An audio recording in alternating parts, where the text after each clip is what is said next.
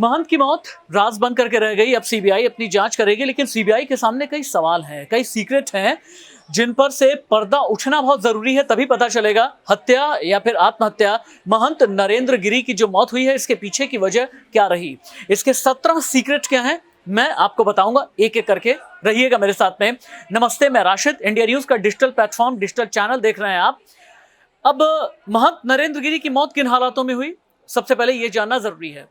चूंकि शिष्यों का यह कहना है कि हमने फोन किया, नायलॉन की रस्सी से उनका शव लटका हुआ मिला जब दरवाजा जबरदस्ती खोला गया उनका, और नायलॉन की जो रस्सी है वो 3 टुकड़ों में मिली है। अब सीबीआई को यह पता करना बहुत जरूरी है कि ये 3 टुकड़े का आखिरकार राज क्या है।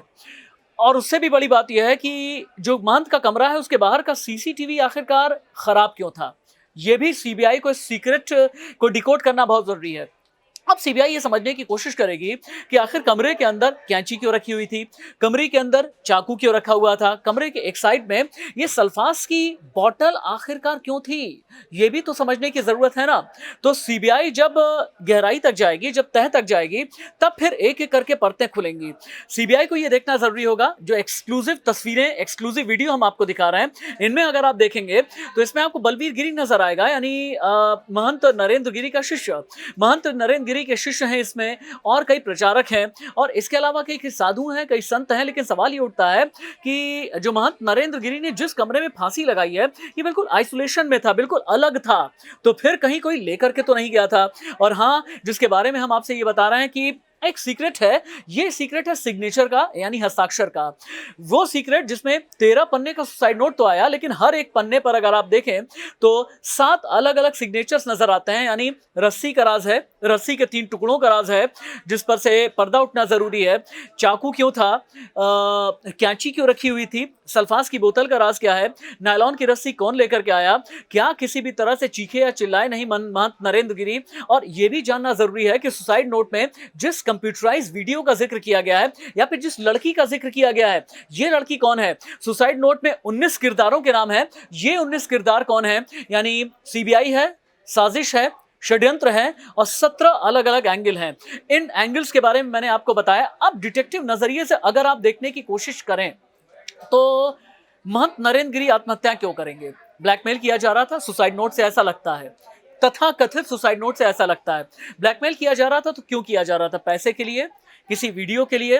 वीडियो का किरदार कौन है, क्या वीडियो में महंत नरेंद्र गिरी हैं या फिर नहीं। और हाँ, सुसाइड से पहले जो मोबाइल फोन था महंत नरेंद्र गिरी का, क्या महंत नरेंद्र गिरी ने उसमें कोई वीडियो भी शूट किया था। अगर वीडियो शूट किया था, उन्होंने क्या बोला है।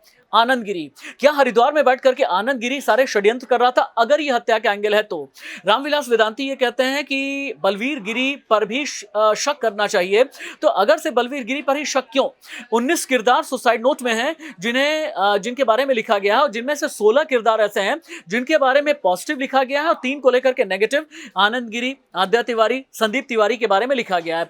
तो 16 किरदार क्या शक के दायरे से बाहर हो जाते हैं। और पंच परमेश्वर अखाड़े को लेकर के आगे क्या सोचेंगे, इसके बारे में क्या फैसला किया जाएगा। और सबसे बड़ी बात यह, विसरा को सुरक्षित रखा गया है। क्या यह माना जाए कि अभी भी यूपी पुलिस को कुछ शक है, यानी सीबीआई अब एक के बाद एक तार जोड़ेगी। लेकिन कहते हैं जैसे जैसे वक्त गुजरता जाता है, वैसे वैसे जो सबूत होते हैं वो डाइल्यूट होते जाते हैं।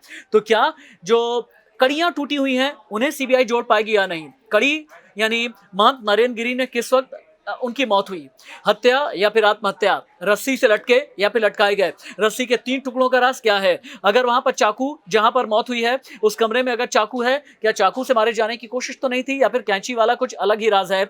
सीबीआई को इन सब से पर्दा उठाना जरूरी है, एक निश्चित वक्त में पर्दा उठाना जरूरी है, क्योंकि सनातन परंपरा का ध्वजवाहक अगर उसकी मौत हो गई है तो फिर दुनिया ये जानना चाहेगी मौत किस वजह से हुई। और अगर आत्महत्या नहीं, हत्या है, तो फिर हत्यारा कौन है, कातिल के कितने करीब या फिर कितने दूर है सीबीआई, ये भी सबसे बड़ा सवाल है। इन्वेस्टिगेशन हर दिन जारी रहेगी, एक एक एपिसोड में लेकर के आऊंगा, न सिर्फ पत्रकार के नजरिए से बल्कि डिटेक्टिव एंगल से भी हम आप तक अंदर की खबर लेकर के आएंगे।